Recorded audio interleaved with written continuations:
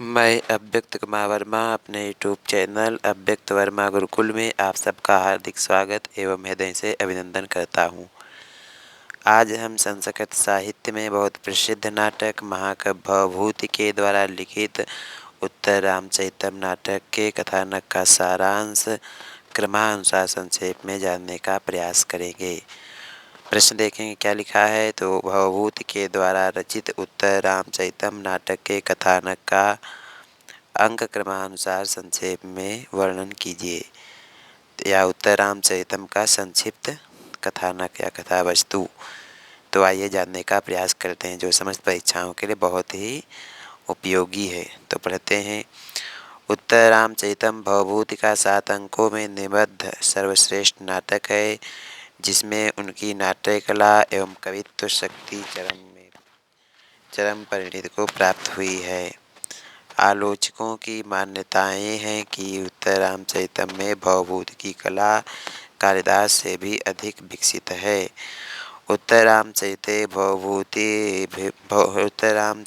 भवभूति विशिष्यते। उत्तर रामचरितम में रामायण के उत्तरकांड की कथा के आधार पर भवभूति ने भगवान श्री राम के जीवन की उत्तरार्ध की घटनाओं को निवृत्त किया है। इसमें सीता परित्याग, राम विलाप, लवकुश प्राप्ति और राम के द्वारा निर्दोष सीता के स्वीकार किए जाने का वर्णन है। नाटक में करुण रस की अभिव्यंजना का प्राधान्य है। कथानक का सारांश इस प्रकार से है। तो आइए पढ़ने का प्रयास करते हैं। उत्तर रामचरितम की कथा वस्तु का प्रथम अंक की कथा वस्तु देखेंगे, किस प्रकार से महाकवि भवभूति ने लिखी है। तो इसको आप पढ़ सकते हैं। देखेंगे क्या लिखा है। प्रथम अंक में प्रारंभ में संकेत किया गया है कि राम के राज्याभिषेक के बाद से राज्याभिषेक के बाद आमंत्रित जनक आदि राजा तथा ऋषिगण विदा कर दिए गए हैं तथा वशिष्ठ के संरक्षण में राम की माताएं अरुंधति आदि जमाता ऋषिशृंग के 12 वर्षीय यज्ञ में सम्मिलित होने के लिए चले गए हैं। महाराज जनक के मिथिला चले जाने पर देवी सीता बहुत ही दुखी हो गई हैं। और इसके बाद देखेंगे क्या लिखा है। तो पूर्ण गर्भा सीता के अनुरंजन तथा मनोविनोद के लिए श्री राम को अयोध्या रहने दिया गया है। इसीलिए खिन्न मन वाली सीता को सांत्वना देने के लिए श्री राम राज दरबार के रंगमहल में क्या लिखा है अष्टावक्र आते हैं। पुनः एक बात देखेंगे। सीता को प्रस्ताव सांत्वना देते हैं। इसी समय गुरु वशिष्ठ के संदेशवाहक के रूप में ऋषिशृंग के आश्रम से अष्टावक्र आते हैं और सीता के पुत्रवती होने के वशिष्ठ को आशीर्वाद को सुनाते हैं। भगवती अरुंधति और माताओं तथा देवी शांता ने सीता के गर्भ में दोहद की पूर्ण करने का राम को संदेश दिया है। राम यह संदेश सिरोधार्य करते हैं। अष्टावक्र विश्राम को चले जाते हैं। इसी समय लक्ष्मण प्रवेश करते हैं। कौन प्रवेश करता है? लक्ष्मण जी प्रवेश करते हैं। और लक्ष्मण सीता के मनोविनोद के लिए चित्रकार द्वारा अभिलिखित चित्रवेदिका में से ले आते हैं। राम, लक्ष्मण और सीता तीनों ही चित्रवेदी में राम के बाल्यावस्था से लेकर दक्षिणारण्य में जन्म स्थान की घटनाओं तक के विविध चित्र देखते हैं। जन्मशास्त्रों के दर्शन, सीताराम के पाणिग्रहण संस्कार का मनोरम दृश्य, बाल घुटाए हुए विवाह के लिए दीक्षित चारों भाई परशुराम के साथ विवाद का दृश्य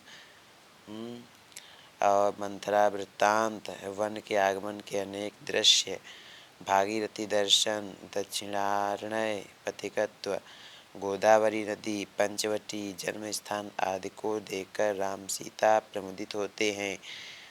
चित्त दर्शन से सीता को वन की बिछा भागीरथी के दर्शन का दोहद उत्पन्न होता है। राम भद्र इसे पूर्ण करने के लिए लक्ष्मण को रथ लाने की आज्ञा देते हैं, परंतु इसी बीच राम के विश्वासपात्र मित्र दूत दुर्मुख का प्रवेश होता है, जो उनको सीता विषयक लोकापवाद की सूचना देता है। रामभद्र मूर्छित होते हैं। राम प्रजारंजन के लिए सीता का परित्याग का निश्चय करते हैं तथा लक्ष्मण सीता को रथ में बैठाकर उन्हें वन में छोड़ने चले जाते हैं। इस प्रकार राम पूर्ण गर्भा सीता का न केवल प्रजा को संतुष्ट करने के लिए परित्याग कर देते हैं और स्वयं भी उस परित्याग जनित दुख से अत्यंत पीड़ित हो जाते हैं। यही पर प्रथम अंक पूर्ण हो जाता है। उत्तरामचरितम महाकाव्यभूत केवल की रचना है। दूसरा अंक देखेंगे। इसकी सारांश कथावस्तु किस प्रकार से है। यह अंक विविध प्रकार की सूचनाओं और घटनाओं से ओतप्रोत है। इन घटनाओं के बीच में 12 वर्ष का समय व्यतीत हो गया है।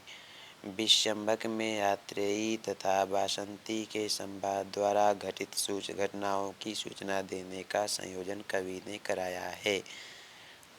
दोनों के संवादों को सूचना मिलती है कि सीता के पुत्रों को किसी देवता विशेष के द्वारा वाल्मीकि के आश्रम में पहुंचा दिया गया था।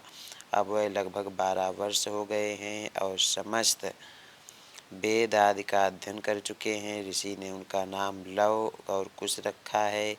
उन्हें प्रयोग तथा संहार के मंत्र सहित जम्रकास्त्र सिद्ध हैं। महर्षि वाल्मीकि ने उनके चूड़ाकर्म उपनयन आदि संस्कार स्वयं किए हैं।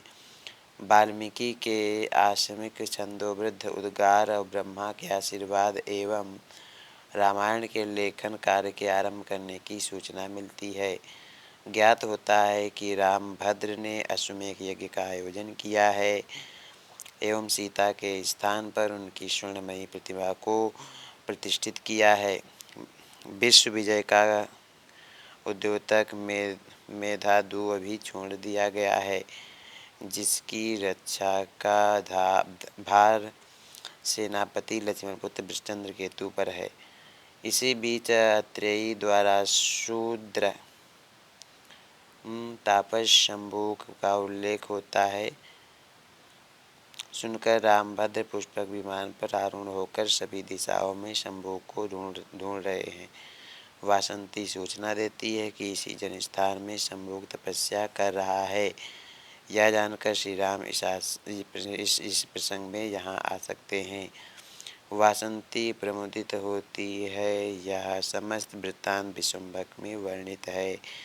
इसके बाद रंगमंच पर हाथ में तलवार लिए पुष्पक आरूढ़ राम का प्रवेश होता है। वह अपने दक्षिणी हाथ से कहते हैं कि तूने सीता का निर्वासन कर दिया, अतः तुझमें करुणा कहाँ से आई। ब्राह्मण बालक को जीवित करने के लिए शंभू पर प्रहार करो।